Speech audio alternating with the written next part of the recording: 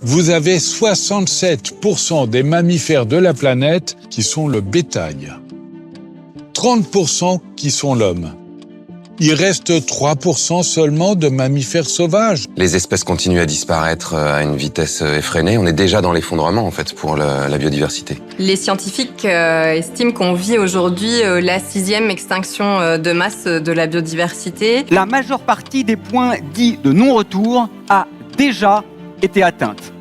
Sur les 9 limites planétaires qui ont été identifiées il y a une quinzaine d'années, 6 sont d'ores et déjà franchis. Le surplus de CO2 qu'on a déjà mis dans l'atmosphère aujourd'hui, si on arrêtait d'émettre demain matin, il faudrait attendre plus de 10 000 ans pour que l'atmosphère revienne à son niveau initial. Plus de 10 000 ans.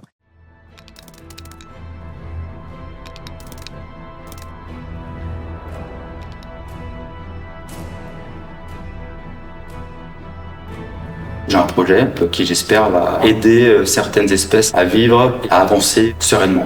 Donc j'achète une forêt pour venir protéger toute cette biodiversité qui en a tant besoin. Je me présente, donc je m'appelle Max. Il ne faut pas se mentir, je ne pourrais pas faire Elon Musk mais dans l'autre sens, c'est très compliqué.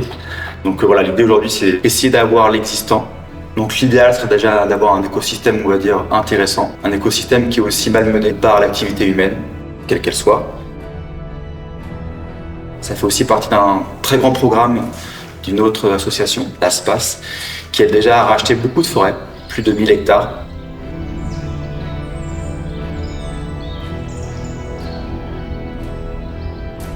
Et l'idée, c'est de venir faire une très grande chaîne entre les Pyrénées et les Alpes et d'atteindre à peu près 1% d'espace sauvage en France. C'est rien, 1%. On les a même pas. Mon projet il va répondre surtout à sauver certaines espèces qui sont en déclin. Je pense au lynx, je pense au renard, je pense au blaireau, je pense au loup, je pense à une trentaine d'espèces différentes. Ça va venir du moins leur laisser un second souffle, vivre dans un espace où ils sont ni chassés, ni perturbés par l'activité humaine. Je me mobilise pour ça, mais j'ai aussi besoin de vous, besoin de copains, besoin un peu de tout le monde. Pour des dons, pour des subventions. Et après, bien sûr que derrière, il y a beaucoup de choses qui vont m'aider. Toutes les personnes qui sont en lien avec la nature, des experts ou des avocats, des notaires, il y a plein de choses. Tout le monde peut participer de près ou de loin au projet. Il n'y a pas que l'argent, bien évidemment. Et c'est ma solution à ma petite échelle, mais je pense que si déjà tout le monde fait un petit quelque chose, ou du moins est éveillé à ce qu'on peut faire ou à ce qui se passe autour de nous, parce qu'on est quand même assez déconnecté de la nature, surtout en ville, déjà ça serait un premier pas. Voilà.